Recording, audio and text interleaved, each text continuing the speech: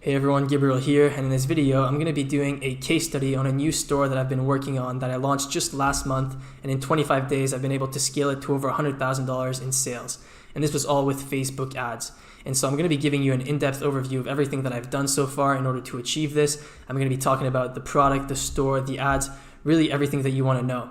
And another cool thing that I'm going to be showing you in this video is a week-by-week profit and loss statement.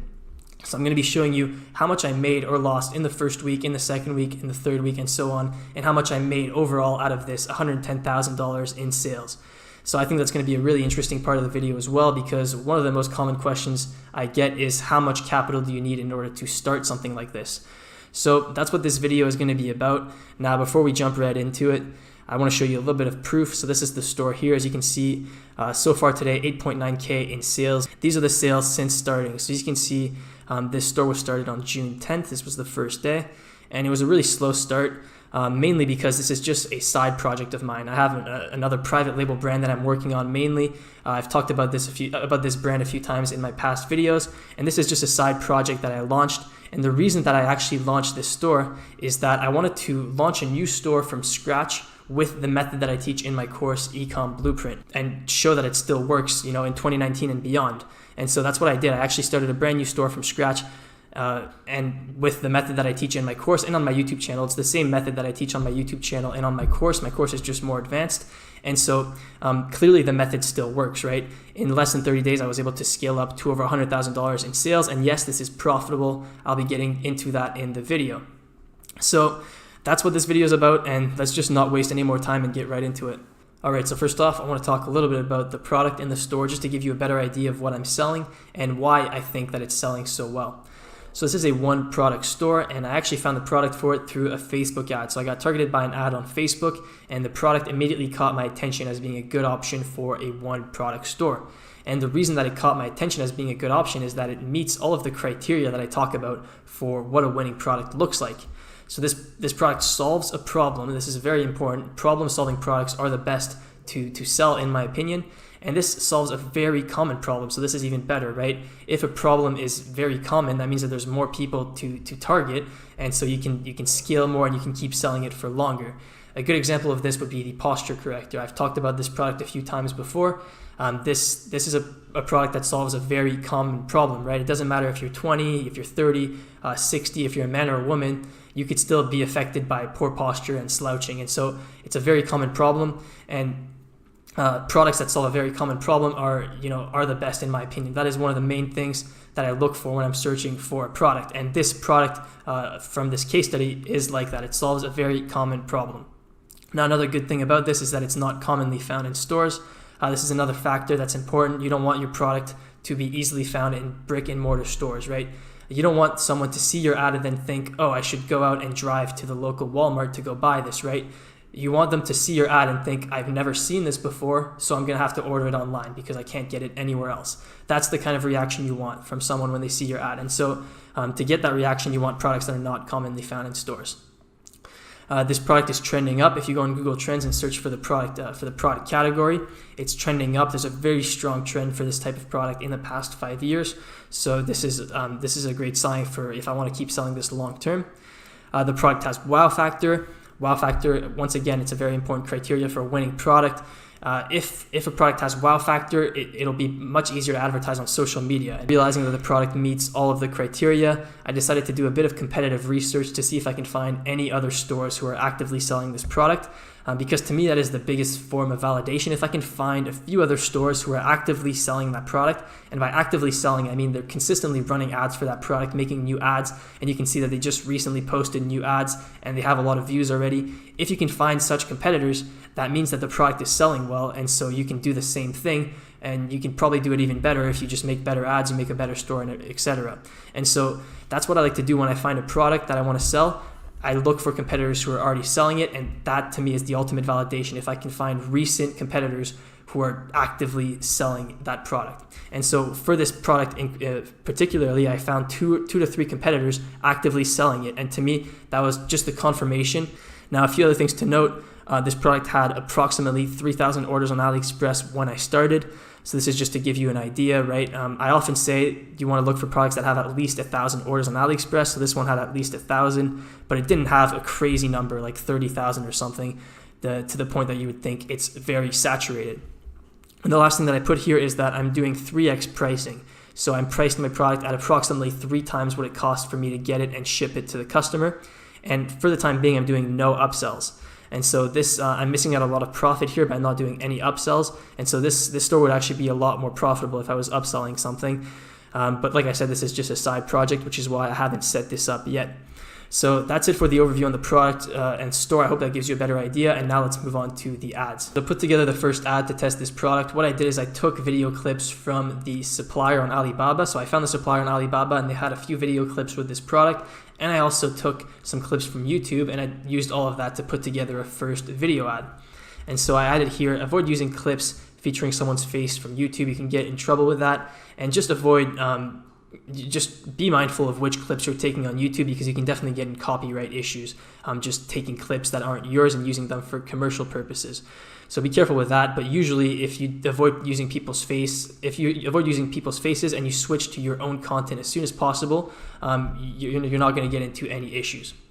So that's what I did. I took video clips from the supplier and YouTube to put together a first ad.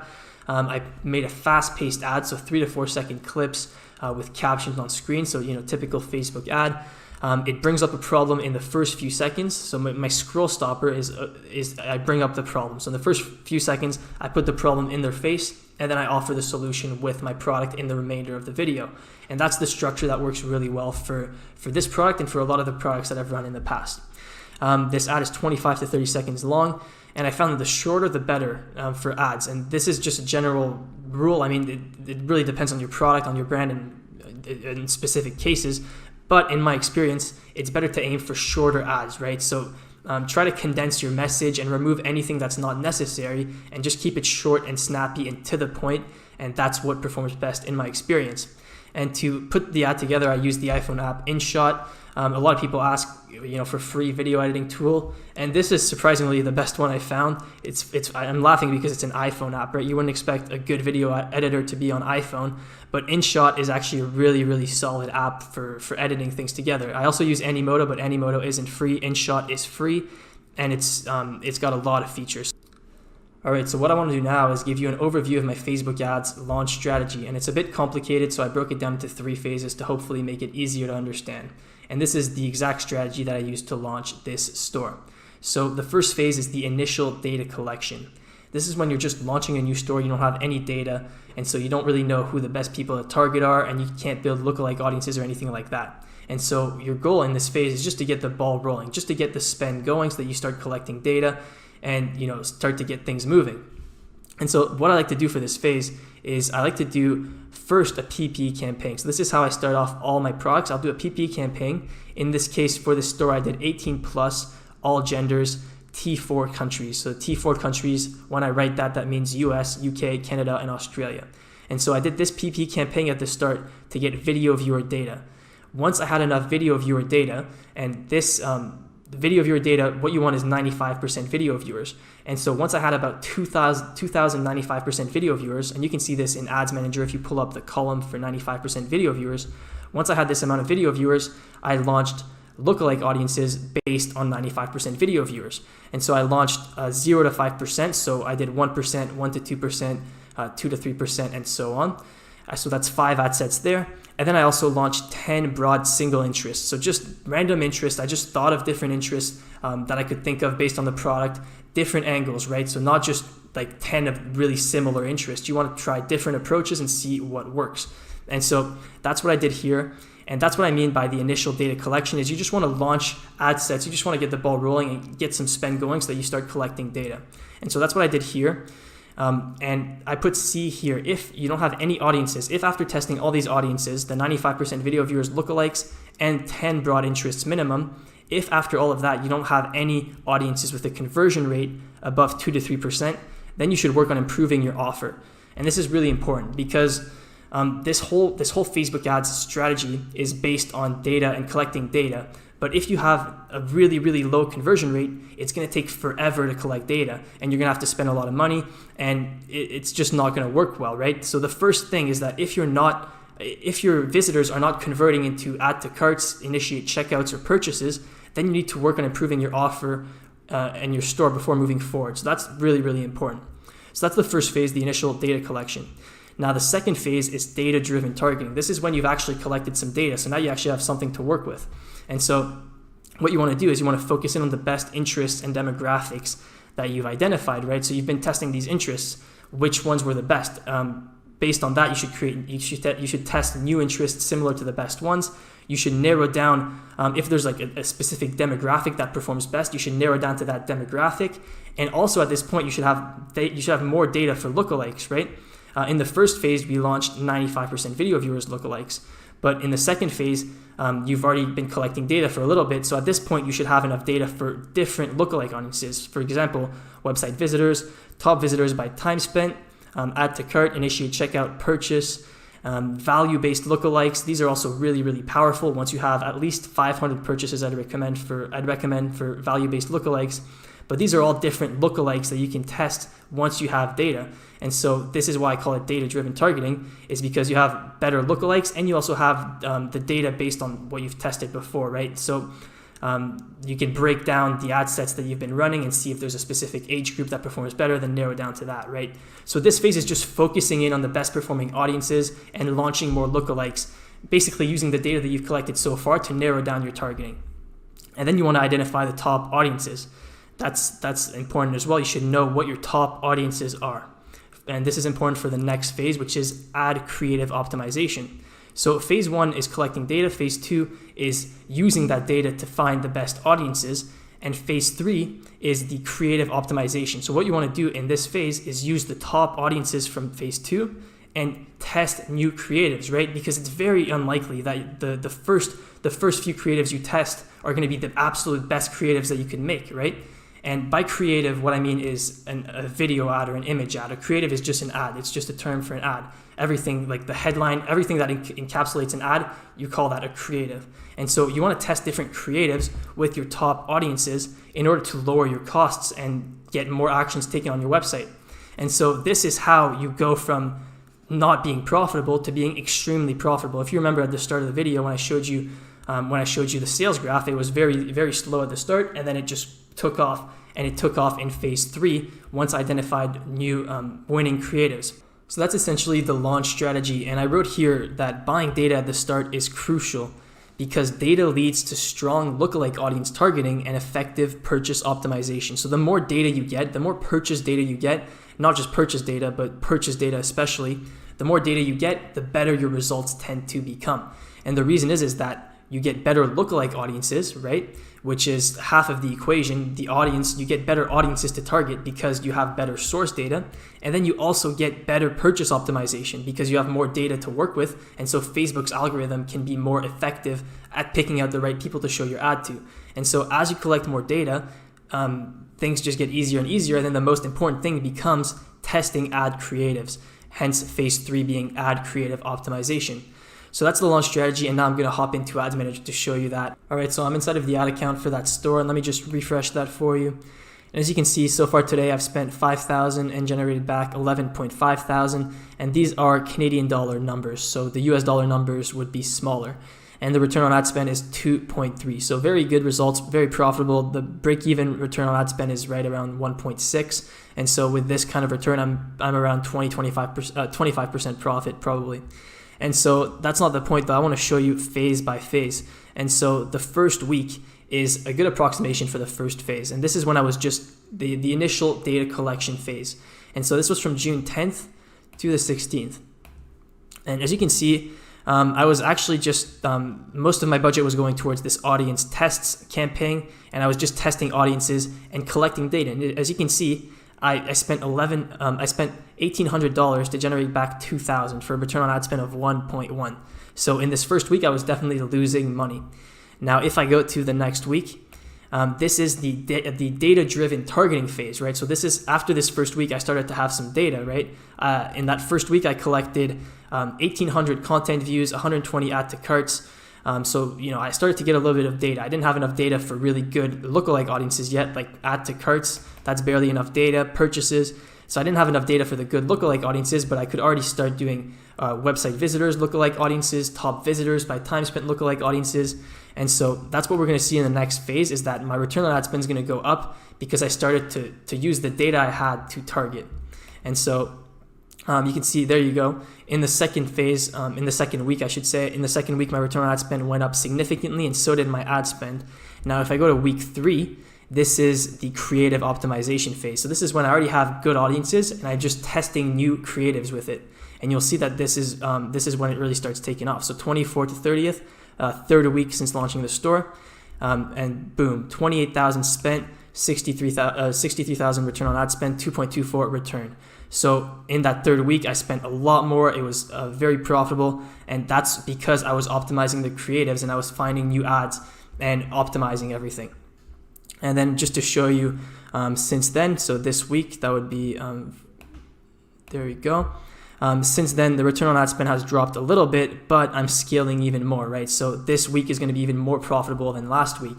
And so that's essentially, that gives you a good idea of what it looks like when you're launching a product using this strategy. It's really all about collecting data, then taking advantage of it, and then testing a lot of ads. And so I hope that gives you a good understanding. All right, so now that you've seen what it looks like inside of Ads Manager for each one of those phases, I actually want to show you the profit and loss for each one of them. And so I've converted all of the ad spend figures from Canadian dollars to United States dollars, and I've put together these numbers. So the first week I did $1,526 in sales. So ad spend $1,400, cost of goods $518, fees $41. So in the first week, I actually lost money. So in the first week, I was negative $433. And so, when people ask how much money do you need to start dropshipping, I had to spend $1,400, but I only lost $400, right? I didn't actually spend $1,400 to get it off the ground because I got some of that back. And so a lot of it is actually a cash flow problem rather than an investing problem, because I only lost $433 in the first week. And then in the second week, I recouped that loss, right? In the second week, you can see that I made $440 profit. And so overall, since starting in the second week, I was up. So week 2, that's when it started to get profitable, but barely profitable. And then week 3, that's when I started scaling because it was the creative optimization phase, and I found a new ad that was performing really well, and I was able to scale that ad. And so you can see that week 3, the profit and loss was just short of 10,000. So just short of, this is about 20%, 10,000 out of 50,000. And so the profit and loss since starting on week 3 was up to 10,000. And then week 4 so far, this is incomplete. Sales 56,000, ad spend 24,000, cost of goods sold 20,000, fees 1,500. So the profit and loss for the week so far is almost at 12,000 US dollars, and since starting, the profit and loss is at 21.5 thousand. So overall, in these 25 days since I've launched the store, the profit and loss has been 21,000 US dollars. All right, so now I want to go a little bit more in depth on the creative optimization phase because this is really important. So one thing to note is that you only want to change one variable at a time when you're split testing creatives. So there's multiple variables that you can change when you're testing creatives, right? You can test different scroll stoppers, different videos, different thumbnails, different ad copies, headlines, newsfeed link descriptions, call to actions, really a ton of different things that you can test. But you only want to change one variable at a time, because if you change multiple things, you won't know what changed caused the increase or decrease in performance. So for instance, if you're testing 2 videos, you only want to change, you want to duplicate the first ad and then change only the video, leave the same ad copy, same headline, everything else. And so that's really important. Now, another thing is that if you want to test a lot of creatives without spending too much budget, right? A good way to do this is with PPE. Because if you test creatives optimizing for purchases, it gets really expensive really quickly. Instead, if you do it with PPE, you can test with like $10 each per creative is usually enough in PPE. And then you can see which creative drives the most clicks to your website and add to carts, if any. And so you won't get the lower funnel data with PPE. You won't get as many add to carts or purchases, but you're going to get a lot more clicks for less money. And you can use the clicks to make a prediction on how it will do once you switch it to purchase optimization campaign. And so this is what I like to do. I do PPE campaign to test ads, and I do 1 ad per ad set, and I compare the relative performance. And so total so far, I've tested 3 different videos, 5 ad copies, 3 leading clips. And by leading clip, I mean a scroll stopper, the first few seconds of video to catch your attention, and then 5 thumbnails. and I'm still testing new things. I actually recently ordered an ad from a media company to get my own content made, and so I'm still waiting for that to get delivered. But I'm going to keep, the creative optimization phase goes on forever, and this is how you stay consistent, and this is how you continually scale and grow the business. And I mentioned this earlier, but the best creative in a PP creative test is the one that drives the most actions on your website. So the most important metrics to look at are the CTR link click, because this is how many people actually click through on your website, and then the cost per view content and cost per add to cart, if any. A lot of the time you're not going to get add to carts in PPE, but if you do, that's a good sign, and that's an important metric to keep track of, because you could have an ad that drives a lot of traffic, but no one actually adds to cart, and you could have an ad that drives not so much traffic, but the people that do go on your website always add to cart. And so you need to look at all the metrics. And if you get any purchases in PPE, this is really rare, but if you do get a purchase in PPE, that's usually a really strong sign that it's a winning ad and that it's going to do really well once you switch it to purchase optimization. All right, so just a few quick notes on scaling. I'm not going to go in depth on scaling because this is a video about launching, but scaling is really easy. Honestly, once you figure out the right targeting and the right ad, it's just a matter of increasing your ad spend. And so I scaled using super lookalike audience CBO campaigns and demographic with no detailed targeting. And so I talk about both these CBO scaling strategies in my video, New Facebook Ads CBO Strategy, and I also talk about this in my course, Ecom Blueprint. And so these are the exact strategies that I use to scale. And I've been increasing the budget 50% every day at ad account midnight time until the ROAS starts to significantly drop. And so this is how I've been scaling. I've actually hit the ad account daily spend limit currently. There's a $5,000 spend limit by default on an ad account, and I'm maxing it out right now, and so that's why I'm not scaling further. So I'm in the process of getting that raised, and then I'm going to try to keep scaling. And another thing to note here is that value optimization works really well. This is something that Facebook recently introduced. Once you have, I think it's 100 purchases on your pixel, but I could be wrong, this becomes an option. When you're optimizing for conversions, you can select to optimize for value. And this is similar to optimizing for conversions, but it actually just gets you higher value customers, which leads to a higher average order value, hence a higher return on ad spend. And so I've been getting better results with value optimization than just conversion optimization, and I would recommend switching to this once you have enough data. All right, now I just want to quickly touch on automation, how I've automated all the tasks for this store, because obviously once you scale to a level like this, you start getting a bunch of customer requests and you need to fulfill all the orders on time and everything. And so I just want to quickly touch on how I'm doing that.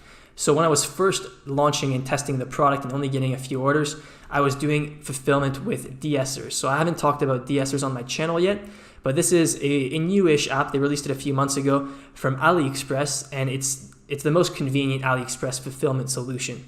It allows you to bulk order and bulk pay for all your orders, and it's really convenient to use. And so this is what I used at the start while I was testing the product. And as soon as I had enough orders per day to switch to an agent, that is what I did. So after I had 20 to 30 orders per day, I switched to my agent. Usually the minimum for an agent is 50 orders per day. And so yeah, as soon as I had enough orders, I switched to an agent because that gets me faster shipping and better prices. So the agent sourced the product, he verified the quality, and we ordered stock based on the current order volume. And then we streamlined the fulfillment, right? Because now he has stock, he's shipping it out every day, and we have fast lanes to the main countries. And so, we're gonna have happy customers, fast shipping, and there shouldn't be any problem with our ad account getting disabled. And the last thing is customer service. This is an important thing that you need to automate. And to automate this, I used virtual assistants and Zendesk.